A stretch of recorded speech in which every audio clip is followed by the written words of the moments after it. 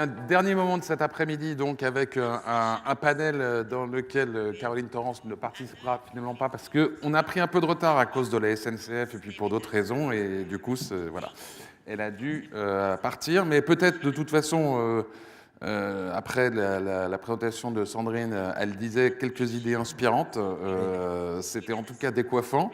Peut-être vous faire réagir alors Christian qui assemble des services pour le compte d'Orange, qui les conçoit, qui trouve les éditeurs, et Julien qui fait la même chose mais côté éditeur chez France Télévisions. Peut-être qu'est-ce qui vous a inspiré dans cette présentation? Action à chaud. Est-ce qu'on rêve d'être un OTT chinois? Non, mais c'est évidemment, on est dans nos analyses de ce qui se passe, on est toujours un peu sous-pondéré sur la Chine, et c'est vrai que vous avez raison, il faut qu'on aille voir. Les chiffres sont toujours impressionnants, il y a toujours un zéro de plus que ce qu'on imagine. Après, justement, pour passer mes journées à fabriquer des services pour les clients, c'est quand même plein de faux amis, la comparaison avec la Chine. On a une structure de la société, on a une manière de consommer qui est très, très différente. Je dirais que je ne suis pas sûr qu'un téléspectateur français aime regarder une série avec tous les visuels qui apparaissent en overlay, et je suis encore moins sûr que les auteurs dans la salle apprécieraient qu'on fasse ça sur leurs œuvres. Donc, je trouve ça, c'est inspirant. Il faut se méfier des parallèles. Moi, je suis un tout petit peu prudent aussi sur l'arrivée de ces acteurs-là sur le marché international. Donc, c'est intéressant. Sur l'aspect qualité de prod, en tout cas, l'extrait qu'on a vu était assez impressionnant, enfin, sur la qualité de narration et la qualité de réalisation. Je voudrais dire que c'est vrai, la Chine, d'abord, c'est très difficile de travailler avec eux pour ces raisons-là, parce qu'il y a pas mal de faux amis, ça c'est sûr. Par contre, en termes de qualité de production, aujourd'hui, franchement, il faut changer un tout petit peu son côté. L'Ouest et les Américains savent très bien faire, mais honnêtement, maintenant, l'Asie, la Chine, la Corée, le Japon font des choses très, très, très belles et de très belles factures avec beaucoup d'esprit narratif. Et l'une des séries aujourd'hui aux États-Unis qui cartonne est l'adaptation d'une série coréenne, The Doctor. Donc, il faut regarder ça peut-être avec un œil plus... pardon de le dire, mais moi-même, j'ai reçu une claque plus moderne, parce qu'en réalité, c'est un peu comme le Japon il y a 10-15 ans. Qui aurait dit il y a 10-15 ans qu'on aurait sur le marché international à la fois des séries et des formats japonais sur nos chaînes en access prime time? Qui? Donc, je crois que la Chine est sur cette traîne-là, et si ça n'arrive pas par la France, ça arrivera par le UK ou les États-Unis, mais il est certain, vu par ailleurs les moyens qu'ils y mettent, qu'on arrivera par des séries chinoises en termes d'adaptation, bien sûr, sur nos écrans. Et de plus en plus, nos séries à nous, chez eux. Bien, peut-être après, on va élargir, on va pas rester sur la Chine. Mais peut-être juste un mot, si je peux me permettre. On parle toujours des États-Unis, de la force des États-Unis, du fait de la taille de son marché domestique, en disant, finalement, on lance un film aux États-Unis, il s'amortit sur son marché, et l'international, c'est du bonus. Alors c'est vrai qu'à l'échelle de la Chine, c'est tellement plus grand. Quand tu mentionnais la redevance à 30 €, et puis après tu as précisé multiplié par 1 milliard, je ne sais plus combien, 200 millions, ça fait des chiffres absolument énormes. Enfin, du monde, oui. On va commencer avec vous. Donc on a vu, on connaît bien les plateformes américaines, on voit les plateformes chinoises et leur inventivité. Nous, on est encore à l'état de projet. Donc, pour faire des plateformes françaises, où est-ce qu'on en est, et est-ce qu'on va, ne serait-ce qu'essayer de rattraper notre retard? Oui, alors j'ai entendu Thomas un peu plus tôt, effectivement, regretter l'absence d'offres françaises, que je, évidemment, partage totalement. Donc, quand il y a à peu près 1 an et demi, France Télévisions a initié sa réflexion sur son positionnement dans l'OTT, en fait, on est parti d'une intuition, dans lequel on s'est dit, en fait, la dernière révolution digitale dans la télévision, elle a eu lieu en réalité il y a une dizaine d'années, au moment où on a lancé la télévision de rattrapage. Et puis depuis 10 ans, dans le domaine de la télévision, il s'est à peu près rien passé, pour des raisons qui est qu'effectivement, la capacité des éditeurs et diffuseurs à bouger leur offre, c'est de bouger tout l'ensemble de l'écosystème et des ayants droit, et c'est complexe. Mais effectivement, depuis 10 ans, il s'est passé une révolution totale dans les modes de consommation avec le lancement des plateformes. Nous, notre intuition, ça n'a pas été tellement de se dire, bien évidemment, il ne faut pas sous-estimer ce que sont cette concurrence dans le temps de consommation des utilisateurs, mais ça a plus été de se dire, qu'est-ce qu'on peut prendre comme enseignement dans les usages et dans la consommation qu'ont apporté ces plateformes pour les amener dans le monde de la télévision. Qu'est-ce que ça veut dire pour les diffuseurs de télévision que de développer ces usages? Et en réalité, il y a 2 sujets majeurs pour amener ces usages que représentent les plateformes dans le monde de la télévision et s'adresser aux spectateurs de télévision. C'est l'agrégation, et je vais y revenir. Donc l'agrégation effectivement des contenus.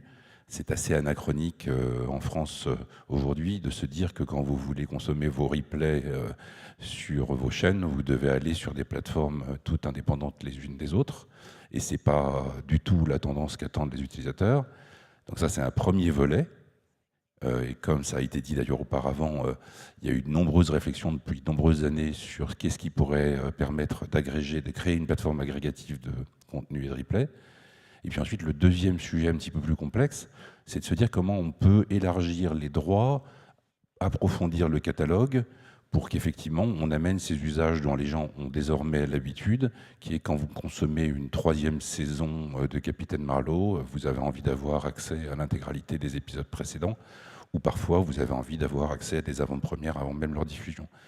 Et donc c'est sur ces 2 axes qu'on a effectivement réfléchi. France Télévisions a poussé le 2e axe et a passé une étape très importante en concluant en fait un accord avec nos partenaires en fait traditionnels, en particulier dans la fiction et l'animation, et on a trouvé en fait un moyen effectivement d'élargir, d'enrichir l'offre pour proposer une offre OTT enrichie ou élargie, qu'on a appelée, parce qu'on ne savait pas très bien comment on l'appelait, SVOD, mais en réalité c'est pas de la SVOD, c'est de la télévision enrichie. Le fait d'arriver en retard a un avantage, c'est qu'au moins on peut s'inspirer des choses qui existent ailleurs. Et donc, est-ce que vous avez, dans cette proposition, intégré comme ça des multiservices, de la messagerie, la possibilité, alors faire du shopping, n'allons pas jusque-là, mais quitte à être en retard, prendre un peu d'avance? Alors la réponse est non, pas vraiment, honnêtement. On pense que déjà, si on arrive à passer le cap de ce que je suis en train de vous décrire là, ça nous positionnera, et c'est pas simple parce qu'il y a eu de nombreuses tentatives. Donc sur l'autre volet, qui est le volet de l'agrégation, effectivement, on s'est redit une nouvelle fois avec nos autres acteurs français que sont TF1 et M6, est-ce qu'il n'y aurait pas un sens à effectivement retenter une tentative de faire une plateforme d'agrégation commune? Et donc je ne peux pas vous dire là si nous allons cette fois-ci y arriver ou pas, mais je pense que nous partageons au moins 2 choses. 1, le sens de l'urgence, c'est-à-dire qu'effectivement quand on voit ça, on se dit que dans 1 an et demi, effectivement il sera peut-être trop tard. Et 2, quand même la conviction aujourd'hui qu'il faut faire, et il faut le faire comme ça.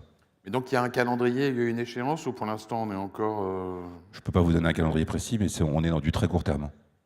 Ça veut dire l'été? Avant Ben, l'été? L'été, c'est le 22 juin. Écoutez, j'espère que l'été, on y verra plus clair, oui. Gilles Fontaine, donc l'Observatoire européen de l'audiovisuel, forcément observe, c'est son métier, si les développements de l'OTT un peu partout en Europe. En France, jusque-là, on a eu un peu le sentiment d'être protégé parce que très forte pénétration du triple play, parce que des prix accessibles. Ailleurs, autour de nous, c'est caricatural de dire l'OTT c'est déjà fort en Scandinavie, au Royaume-Uni, un peu en Allemagne, et plutôt faible dans les pays latins? Non, non, c'est pas caricatural, c'est clairement la situation. Quand on parle en plus de l'OTT, on parle donc de la SVOD, et on parle fondamentalement de 2 entreprises en fait. Hein. C'est l'ordre de grandeur du marché de la SVOD, c'est Netflix plus Amazon, 75% des abonnés à peu près, hein, donc un poids important. La question intéressante, c'est de savoir si ce développement a un impact ou pas sur la télévision à péage traditionnels.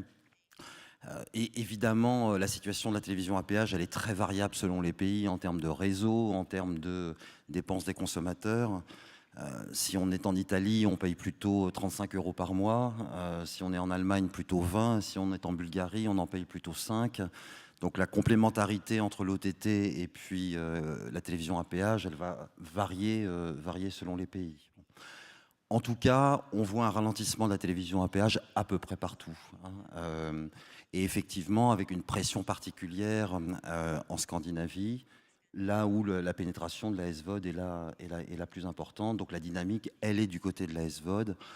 Juste pour donner un chiffre, si on regarde tous les abonnements confondus à des services payants, en 2017, 80% de la croissance, c'est la SVOD, en fait. Donc, je ne crois pas qu'on soit encore tout à fait dans les chiffres au point de basculement des États-Unis. Les indices s'accumulent, me semble-t-il. Là, simplement, juste sur la SVOD, on n'est plus tout à fait dans OTT égale SVOD et réciproquement. Maintenant, on commence à avoir des services OTT, Now TV en Angleterre, pour penser, ou Molotov TV en France, ou Start by Canal, ou Pickle TV by Orange, dans lequel on mélange du à la demande, du linéaire, et on fait une offre, mais une offre OTT. Oui, je voulais rebondir sur ça justement. Tu viens de le dire, aux États-Unis, SVOD égale OTT. Ça veut dire que je souscris à un service de Netflix, Amazon, et simultanément, pour pas mal de clients, je vais voir mon opérateur câble, satellite ou telco, et je lui prends le plus petit package possible télécom. C'est le fameux phénomène de cord cutting. En Europe et particulièrement en France, c'est pas tellement ça qu'on voit. Vous l'avez dit, on voit un cord cutting peu important, qui est lié à deux choses. L'investissement que les acteurs de réseau ont fait dans le débit, et les prix très agressifs que nous avons par rapport à nos collègues américains. Ça, c'est la première chose. Et la deuxième chose, c'est, même si ça ne fait pas plaisir à certains, les opérateurs télécoms, et nous en premier, ont choisi d'être dans une logique de partenariat avec Netflix, qui fait qu'aujourd'hui, un client Orange, il peut s'abonner à OCS, il peut s'abonner à Canal+, il peut s'abonner à Netflix, et je dois dire que nous sommes le principal vendeur des trois. Et donc, du coup, on est face, effectivement, on en parlait dans la session d'avant, à une concurrence accrue sur le marché de la Pay TV. Moi, Pay TV et SVOD, pour moi, c'est la même tranche de marché. Par contre, on est sur un phénomène très différent de celui des États-Unis. On n'assiste pas à ce stade à un phénomène massif de cord cutting des clients vis-à-vis de leur accès télécom. Je veux dire quand même, par contre, en termes de conséquences dans l'équilibre du marché, si 97% de la croissance vient du côté SVOD, OTT, ce que disait Gilles, ça veut dire qu'à un moment, ça bouge les équilibres dans le financement de la production aussi, dans le financement des contenus, que ceux qui ont les moyens de continuer à financer, on les voit, on le voit bien, c'est Netflix, c'est Amazon, plus peut-être que les acteurs de la Pay TV traditionnelle. Et l'autre point, c'est jusqu'à quand, tu dis, il n'y a pas de bascule massive encore, etc. Est-ce que... Alors, dans les montants, oui, c'est exact. Après, regardons les coups de grille de France Télévisions, regardons les coups de grille de TF1, regardez les coups de grille de Canal+. C'est encore des chiffres qui sont certes plus petits que le coup de grille mondial de Netflix, mais qui restent comparables. Le coup de grille de Netflix, ce n'est pas 10 fois le coup de grille de France Télé aujourd'hui. Donc on reste face à des acteurs locaux qui investissent encore massivement dans les contenus. Effectivement, par contre, la dynamique, elle est chez ces acteurs. Vous l'avez dit tout à l'heure. Ça veut dire qu'il faut que tous ces acteurs s'adaptent. Julien parlait d'une plateforme potentielle commune entre acteurs locaux. C'est évidemment une manière de s'adapter. Ça veut dire que ces acteurs, il faut qu'on donne peut-être plus de technologie, il faut qu'ils investissent également dans la technologie. Ce qu'on voit, c'est que Netflix, c'est beaucoup de contenu, mais aussi une interface impeccable, un moteur de recommandation, un moteur de recherche qui marche très bien. Nous, on essaie de faire ça, on essaie d'avoir derrière notre interface un moteur de recherche multiservice qui permet déjà d'être un premier niveau d'agrégation. Ça, c'est un moyen de ne pas être emporté par un tsunami SVOD qu'on peut-être envisager à l'horizon. Peut-être un autre mot et un éclairage que je trouve intéressant, c'est la propension à payer. C'est-à-dire qu'il y a encore quelques années, dans ma vie précédente, j'étais chez Canal, et je me souviens qu'il y avait une étude qui montrait qu'il y avait un bon tiers des foyers français qui, par principe, refusaient de payer même 50 centimes sur une offre payante. Alors, je ne sais pas si on refaisait cette étude aujourd'hui, mais quelque part, le développement de ces offres dites SVOD, qu'on pourrait élargir d'ailleurs à la musique, c'est-à-dire le développement de ces offres quelque part à 10 €, eh ben, ont ouvert tout un champ de gens qui seront désormais abonnés à ces offres alors qu'ils n'auraient jamais payé auparavant. Et sans engagement aussi. Et sans engagement. On voit apparaître des nouveaux modèles économiques, vous l'avez vu, c'est-à-dire au statut, c'est-à-dire aux cadeaux, c'est-à-dire liés à tout ce qui est... Alors, ce qu'on voit beaucoup en Europe, c'est beaucoup les abonnements, et on voit le streaming, et on voit le streaming vidéo et le streaming musical, c'est vraiment abonnement, et voire même la presse. Tout ce qui est micro-paiement, c'est encore assez faible en Europe, et du moins dans les pays occidentaux. Est-ce qu'on peut imaginer développer des nouveaux modèles économiques par le micro-paiement, comme ce qu'on voit en Chine? Aujourd'hui, en tout cas, ce qu'on voit en France, hein, il y a des modèles à l'acte. Regardez, la VOD à l'acte, elle est certes dans une dynamique un petit peu ralentie avec la SVOD, mais c'est quand même un business qui existe aujourd'hui, et c'est bien du modèle à l'acte. On a la musique, tu l'as cité aujourd'hui, regardez les annonces récentes de Spotify, ils réinvestissent dans un modèle freemium qui est somme toute assez similaire à ce qu'on vient de voir sur la Chine. Après, c'est vrai qu'en Europe, on est gratuit abonnement, c'est ce qui est à date qui est le plus rentable. Déjà, on a basculé d'un abonnement qui est principalement engageant à un abonnement non engageant. Ça, c'est déjà une grande évolution des dernières années. Les dynamiques PTV, elles sont pareilles, elles sont les mêmes dans ce côté passage au sans abonnement, dans le côté alliance ou recherche d'alliance entre d'acteurs locaux. En France, on voit que c'est un petit peu compliqué. Il y a des pays en Europe où les acteurs locaux arrivent à s'unir et à construire des champions nationaux. Alors, des champions nationaux, c'est un peu tôt pour le dire. On va dire, on voit qu'en tout cas, la piste de réflexion qui est suivie par France Télévisions, elle fait écho à d'autres réflexions qui sont plutôt pays par pays, si je comprends bien. Pays-Bas, Espagne, notamment. Donc il y a effectivement cette réflexion et qui est, me semble-t-il, assez généralement centrée sur capitaliser sur le modèle de la catch-up et l'étendre vers un modèle payant. Après, il me semble que la question, c'est la question de la taille critique des catalogues et de savoir quelle est la bonne unité. Est-ce que c'est pays par pays? Est-ce que c'est alliance entre différents pays qui est le bon échelon, ou selon même une autre grille de lecture qui est alliance entre services publics? Voilà, donc il y a plusieurs manières de se poser la question de la taille critique. Envisageable, Julien, une alliance intégrant plusieurs pays où ça serait juste multiplié par au carré, au cube, etc., en fonction du nombre de pays, difficulté à comme faire. ces offres, si on parle de l'offre en tant que telle, est très locale ou est très multilocale, avec des marchés différents, des appétences différentes, des distributions différentes, l'offre elle-même doit avoir une dimension locale. Mais c'est vrai que l'autre phénomène que ces plateformes ont apporté, c'est des financements énormes sur de la fiction, et notamment des financements et des budgets de production qui ne sont pas amortissables sur un pays seul. Donc évidemment, de nombreux pays, de nombreux acteurs, et France Télévisions en particulier, réfléchissent avec d'autres acteurs européens à unir ses forces de façon un petit peu plus industrielle pour pouvoir se donner les moyens de développer des projets et des productions avec des budgets plus importants, amortissables, en tout cas, sur nos différents pays. Ça, c'est du bon sens. Et comme ça, c'est côté production, c'est pas côté, pour le coup, mise en place d'une plateforme commune. Après, il y a un modèle qui a l'air effectivement de commencer à se développer de façon locale, comme vous l'avez cité, en Hollande, en Espagne, et aussi en Allemagne d'ailleurs, puisqu'il y a une alliance qui a été annoncée entre Discovery et ProSiebenSat.1, qui est quelque part une réflexion qu'on pourrait ensuite avoir de façon similaire en France. Et on peut imaginer effectivement qu'il y a un modèle qui se décline sur le plan européen, mais dans lequel son implantation localement doit être gérée localement, parce que chaque marché est différent.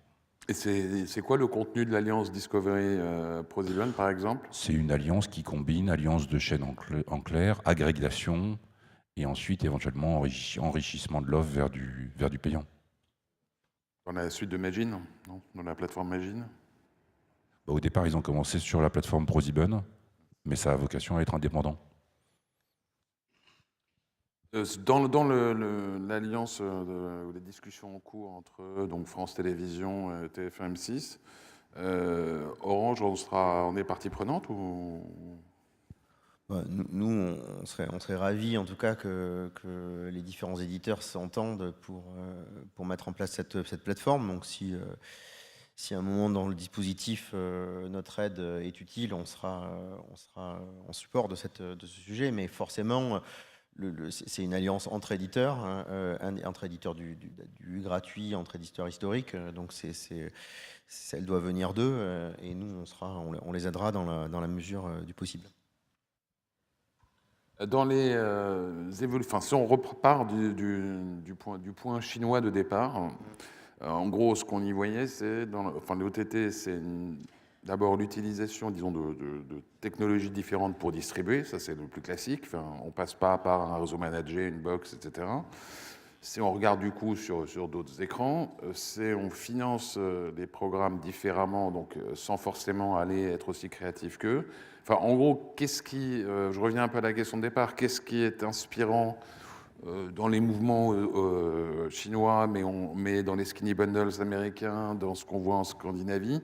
Enfin, qu'est-ce qui est susceptible d'arriver en France, à quel rythme, donc, et à quoi il faut se préparer? Donc. Moi, ce que je trouve intéressant, c'est aujourd'hui, en tout cas, les différents éditeurs sont plutôt organisés comme par grandes thématiques de contenu. Donc, aucun acteur ne s'est positionné en Europe ou aux États-Unis comme un acteur mélangeant de la musique, des jeux, de la vidéo. Effectivement, ça, c'est des choses qui existent en Chine. Donc, c'est évidemment...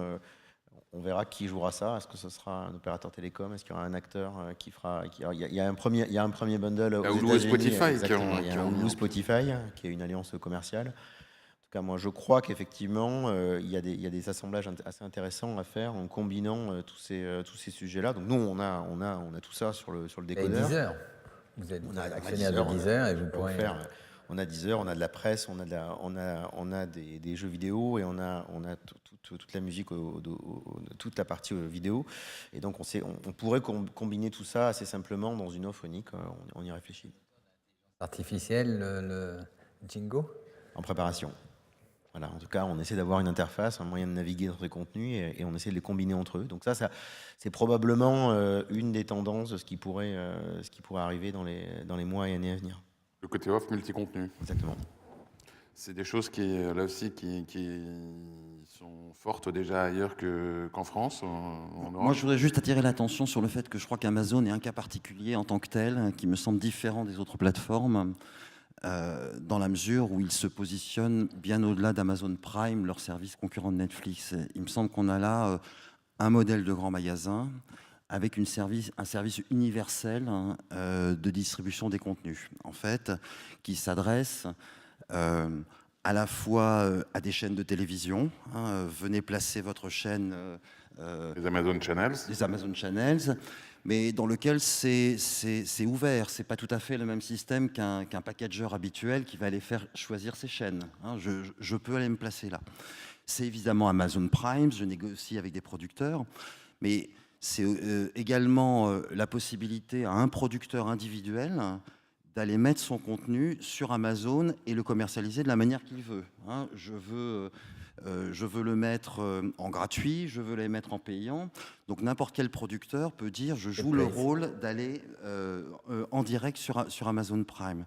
Et ça, je crois que c'est un modèle qui est beaucoup plus large et qui est en fait la tentative de mettre en place une espèce de solution universelle de distribution des contenus qui me paraît assez différente de celle des autres plateformes. En fait. Avec aussi de la C'est très musique, proche d'ailleurs. des OTT chinois. C'est Amazon qui est finalement la plus proche du modèle chinois, au-delà du modèle de contenu pur. Ils sont extrêmement ouverts. On entre, on sort comme on veut, on achète du contenu comme en fait on le consomme. On ne l'achète plus vraiment, on le consomme. Et tout l'univers qui va autour fait partie des services qu'on offre aux télénautes ou aux téléspectateurs, qui veut de plus en plus être considéré comme un fan en fait, et qui veut, quand il aime la Casa del Papel, il veut tout ce qu'il y a autour, et il faut pouvoir lui offrir.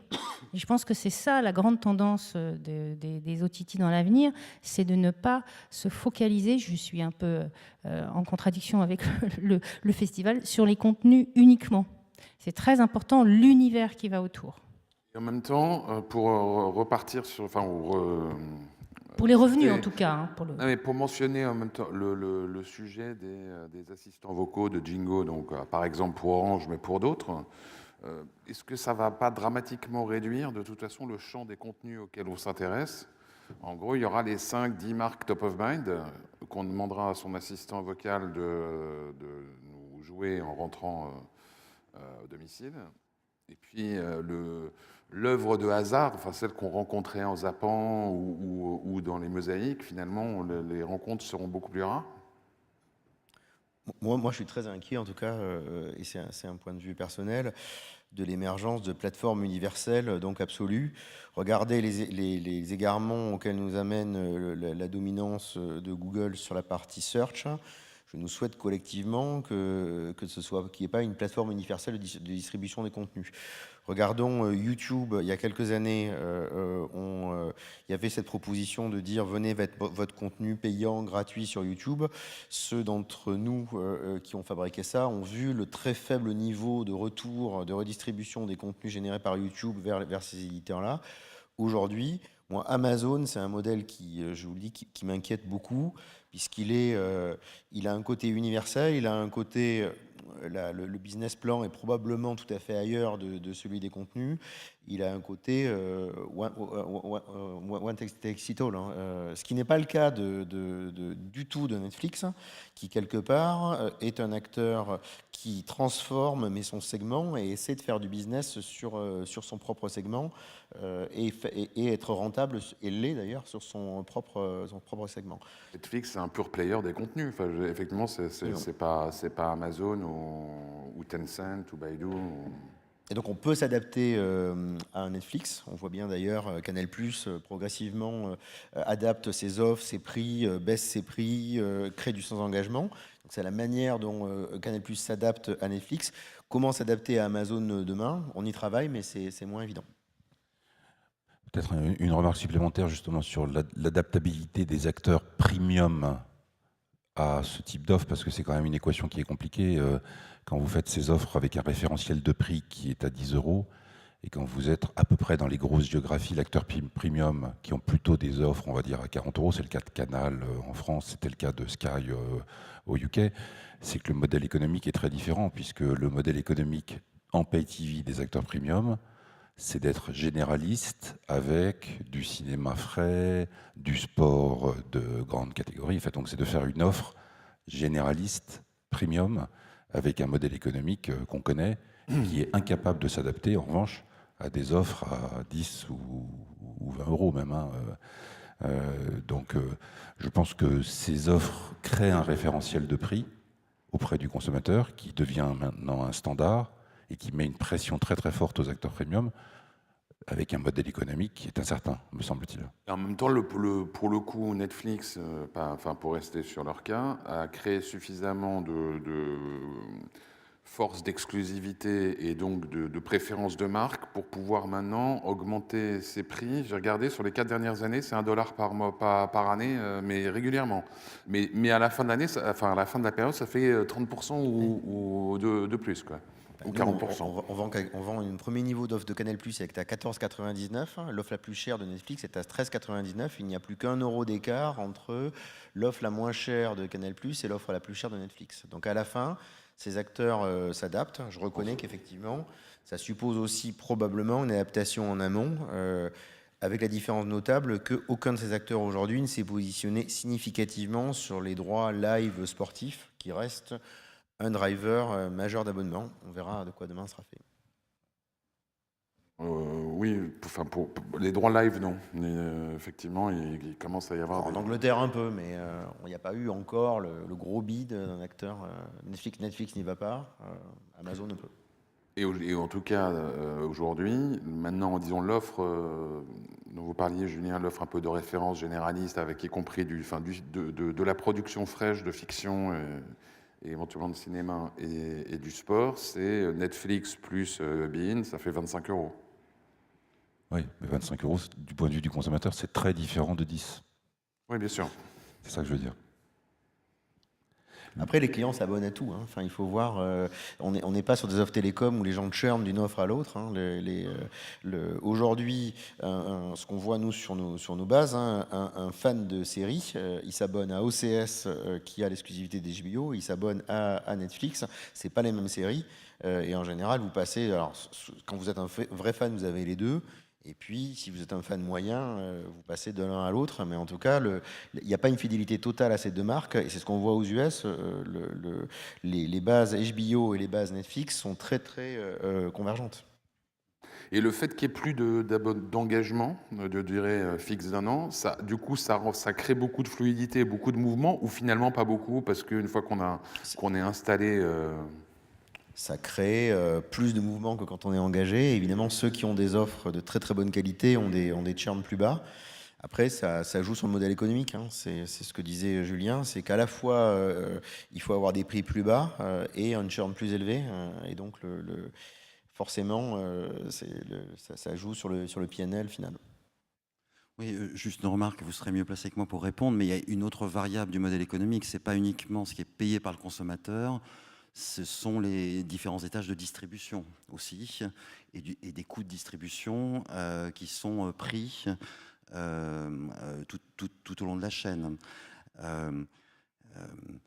C'est aussi une manière de ne pas répercuter entièrement la baisse de prix dans la rémunération des services. Et il me semble que c'est une question qui est posée aux distributeurs aussi, c'est l'arbitrage entre conserver le client, quitte à avoir une commission de distribution un peu plus faible, ou le voir partir complètement en OTT. Donc une baisse du prix de vente ne se répercute pas intégralement sur le service. Ça dépend aussi de comment il est distribué. On essaie de ne pas être trop gourmand sur les commissions de distribution. Après, il y a 3 ans, c'est Netflix qui est venu nous voir en disant l'analyse qu'on fait sur le territoire européen et en France, c'est qu'on veut distribuer sur des réseaux managés. On pense qu'on n'arrivera pas à pénétrer fortement si on ne fait pas un partenariat avec un opérateur télécom. Donc après, on est raisonnable. Sur les acteurs nouveaux et sur les acteurs historiques, on fait plus attention à nos commissions de distribution, mais c'est pas tout. J'insiste, aujourd'hui, la mise en scène dans une interface sympa, fluide, un moteur de recommandation unifié et demain un système d'intelligence artificielle qui permet de naviguer dans les contenus, c'est au moins aussi important pour le consommateur que le volet économique de chacune de ces offres. Et ce qui veut dire, enfin ce qui va dans ton sens, c'est les mouvements d'ailleurs que Netflix a fait aussi récemment avec Comcast, avec Sky, de rentrer complètement, non seulement d'être référencé, mais d'avoir tout le catalogue dans les métadatas, donc trouvable par le moteur de recherche, et même maintenant dans des bundles qui sont gérés par le partenaire. Ce qui est quand même ce qui semblait être de choses infranchissables, ça va dans le sens de l'expérience unique, ou en tout cas cohérente garantie par un distributeur, non? J'ai l'impression que sur la base de l'expérience européenne, ils disent, tiens, finalement, aux US, là où je commence à arriver à une forme de saturation de mon marché, finalement, c'est peut-être avec les distributeurs que j'irai chercher de la valeur ajoutée et de la valeur additionnelle. Donc, ils rejoignent ce qui s'est passé à leur lancement en Europe. C'est aussi, me semble-t-il, parce que les distributeurs aux États-Unis ont commencé à voir l'inversion de la courbe. Voilà, et a commencé à perdre des abonnés. Donc, c'était le bon moment pour signer pour tout le monde, sans doute. Vous n'aurez pas un problème sur la plateforme France Télévisions, M6, TF1, d'expérience client ou de qualité de l'UX? Parce qu'aujourd'hui, il y a donc les efforts que décrivait Christian, que fait Orange pour améliorer son interface, mais qui sont évidemment partagés par SFR, par Bouygues, etc. Des acteurs qui se placent en transverse, genre Molotov TV, enfin, l'Apple TV d'une certaine manière, etc. Enfin, arriver à émerger et à pousser, enfin, à dépasser toute cette somme d'énergie pour faire une expérience client meilleure, c'est Non, mais challenging. ça, c'est une condition sine qua non, en fait. Mais pour reprendre la remarque d'Enguerrand tout à l'heure, ce que vous disiez, c'est que comme il y a tellement d'innovation, finalement, l'innovation même qui s'est arrêtée il y a 1 an, c'est déjà des plateformes hyper fluides. Et pour certaines d'entre elles, elles ne sont pas devenues des commodités, mais en tout cas, elles sont devenues accessibles et accessibles quand même à des coûts raisonnables. Mais pour moi, c'est évident, c'est une condition sine qua non de toute plateforme française. Je voulais rajouter une chose, c'est intéressant à quel point la plateforme qui a créé le mode de consommation et le mode de consommation finalement s'adresse à une certaine cible. Et on dit souvent que la télé est vieillissante, que les jeunes ont quitté le territoire de la télévision. Et en l'occurrence, notre offre, telle qu'on l'imagine, on l'a testée. Et on l'a testée auprès d'un échantillon qui est représentatif de la population française. Et on a été extrêmement frappés de voir revenir la population, même des très jeunes, des 18-24 ans, intéressés par ce type d'offre, avec principalement des contenus de France Télévisions en l'occurrence, simplement parce qu'on y apportait les bons modes de consommation. Et les nouveaux modes, c'est quoi? C'était d'autres écrans ou d'autres interfaces? Oui, d'autres écrans, d'autres interfaces, de la profondeur de catalogue, la possibilité de faire du binge, de l'éditorialisation, des mises en avant. Donc tout d'un coup, ça devient de la possibilité de le regarder sans être connecté à Internet. Enfin, toutes les fonctionnalités qu'on retrouve sur les plateformes de SVOD, qui en fait n'existent pas dans la télé. Et donc on retrouve avec des contenus de télévision un public qu'on a un peu perdu avec la télévision telle qu'elle existe aujourd'hui. Qu'on retrouve un peu dans le replay aujourd'hui, dans les Oui, plateformes de replay. mais en l'occurrence, le 18-24 ans, on l'a aussi un peu perdu sur le replay, alors qu'il reviendrait sur une offre de ce type-là. Nous, globalement, je répondais à ce que tu viens de dire, et ce qu'on voit ce qu'on voit aussi, on voit pas du tout ce que vous avez dit sur la consommation purement mobile. Nous, ce qu'on voit, et on voit beaucoup de flux, ce qu'on voit, c'est qu'effectivement, une baisse de la consommation linéaire. Par contre, ce qui croît le plus, c'est le on-demand sur l'écran de télé. Et ça, c'est quand même assez convergent aux dernières études publiques là, de Netflix qui dit la consommation de Netflix se fait 70% sur le grand écran et ça augmente. Et nous, on voit que plus on améliore la qualité, plus on met de l'UHD, plus on déploie nos décodeurs de dernière génération, plus finalement les gens regardent des contenus de qualité sur le grand écran. Ça ne veut pas dire que les gens ne regardent pas en everywhere sur le téléphone ou sur la tablette, mais on voit bien que ce sont des consommations de compléments qui sont clairement des moments où on ne peut pas accéder à ce contenu. On est dans les transports, on voit bien les heures d'ailleurs, on est en déplacement. Mais quand on a la possibilité de regarder une série ou un film de qualité et que l'écran principal est dispo, ça se passe comme ça. Mais ce qui est totalement cohérent, c'est que je pense qu'au départ, on a vécu la SVOD avec l'image, effectivement, que c'était un peu une consommation alternative d'une personne au foyer, de préférence l'ado ou le post-ado, donc sur sa tablette et tout seul. Et aujourd'hui, il se trouve qu'on exploite donc un baromètre de consommation de la SVOD qu'on mesure quotidiennement avec 2500 interviews.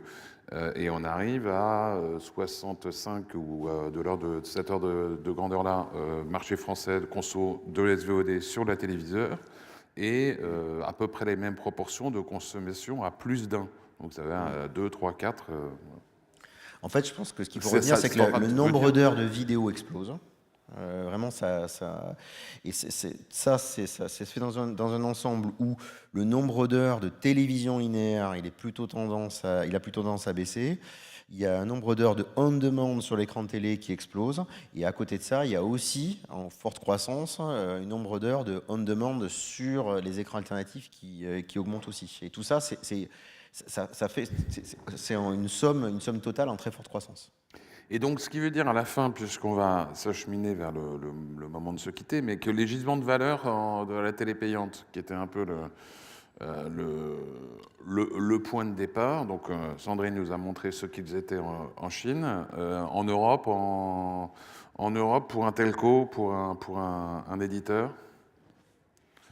Moi, je voudrais revenir sur une remarque que j'ai faite, c'est que je pense qu'il y a une barrière absolument majeure qui a été levée ces dernières années, qui est la barrière de se dire je vais payer quelques euros pour avoir accès à une offre éventuellement de niche qui m'intéresse. Donc je pense que cette barrière psychologique est enlevée, que ce soit d'ailleurs dans la musique, où je vois même, par exemple, mes propres enfants qui, pendant longtemps, on peut imaginer, avaient accès à toute la musique qu'ils voulaient de façon gratuite, et qui ont eux-mêmes eu la démarche de prendre une offre par abonnement sur les services de streaming, parce qu'il y a la qualité, parce qu'il y a la profondeur, parce qu'il y a plein de choses qui les motivent. Donc cette barrière psychologique-là, elle ouvre, je pense, tout un tas de potentiels qui est intéressante pour développer des offres avec des volumes à la clé. À condition simplement de ne pas devoir multiplier les 10 plus 10 plus 10 plus 10 pour reconstituer à peu près ce qu'on avait auparavant. Ce qui est un peu un des risques aux États-Unis aujourd'hui. Je me demande justement si c'est pas un petit peu l'avenir de son bouquet à la carte. Ce que disait tout à l'heure mon voisin de droite, Christian, sur le fait qu'il se retrouve avec des gens qui ont été prendre du Netflix parce qu'ils sont fans de séries, qui ont été prendre au CSGO parce qu'ils sont fans de séries, donc un peu du bouquet à la carte. Financer les contenus, il vaudrait mieux qu'on remonte vers des ARPU de 30 que des ARPU de 10. Hein. Non, mais on est d'accord. Juste ta question sur le marché. Moi, je pense qu'on sépare Pay TV et SVOD, c'est une erreur de raisonnement majeure. Nous, quand on additionne Pay TV et SVOD, nous, ce qu'on pense, c'est que ce marché va croître et en volume et en valeur. Par contre, quand on regarde effectivement, si on prend que la Pay TV, et ça, c'est les raisons qu'on a largement exposées ici, c'est que globalement, les acteurs historiques de la Pay TV, pour s'adapter face aux acteurs de la SVOD, ils sont obligés de se transformer et forcément, le marché de la Pay TV il va connaître une contraction face à ce marché de la SVOD qui croît très fortement. Enfin, pour nous, effectivement, Pay TV, c'est SVOD et chaîne thématique traditionnelle. Moi, je crois qu'il y a d'un côté un risque de perte de valeur avec les skinny bundles qui devront être mis en place, c'est-à-dire donner plus de flexibilité. Et de l'autre côté, un potentiel de croissance lié à, comme le disait Julien tout à l'heure, à l'ouverture de marché qui était réfractaire à la Pay TV jusqu'à maintenant. Difficile de savoir entre les deux facteurs qui, moi, me semblent un peu contradictoires, lequel l'emportera in fine. Donc c'est un grand élan d'enthousiasme. Je vous interroge sur les gisements de croissance. On termine par les risques de perte de valeur, mais ce qui existe aussi. Non, je dis ça croit. Non, mais les taux de pénétration, globalement, les taux de pénétration de la Pay TV, en tout cas en Europe, alors sauf l'Angleterre, où l'Angleterre est vraiment très pénétrée en Pay TV, mais globalement sur l'Europe continentale. Encore une fois, Pay TV plus SVOD, en taux de pénétration, il y a 10 points à aller chercher, et donc de la valeur à aller chercher. Et c'est soit par les acteurs traditionnels, soit vers des skinny bundles nouveaux, soit par les pure players de la SVOD. Et donc il y a bien de la croissance. Voilà, du coup, ça fait 10% de croissance à aller chercher. Merci beaucoup à tous les quatre.